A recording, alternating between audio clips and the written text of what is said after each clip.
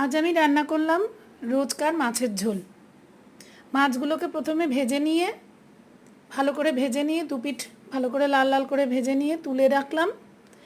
তারপরে তেলের মধ্যে কালো জিরে ফোড়ন দিয়ে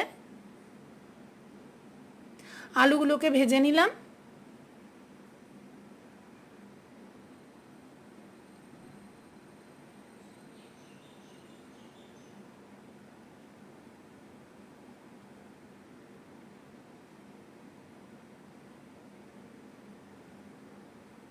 কালো জিরে আমার ফোড়ন দেওয়া হয়ে গেছে, এবার আমি আলুগুলোকে ভেজে নিলাম ভালো করে।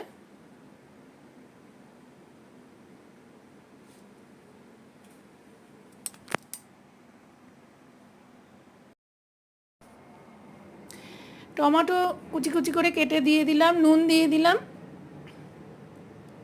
টমেটোগুলো সাঁতলানো হয়ে গেছে, আলু সহ সব সাঁতলানো হয়ে গেছে। এবার হলুদ, 1 চামচ জিরে, 1 চামচ ধনে গুঁড়ো দিয়ে একটু অল্প সামান্য জল দিয়ে ভালো করে মশলাটা সাঁতলে নিয়ে এবার আমি পরিমাণ মতো জল দিয়ে নিলাম, যতটা আমি ঝোল রাখবো সেই মতো। জলটা ফুটে উঠলে এবার মাছগুলোকে দিয়ে দিলাম।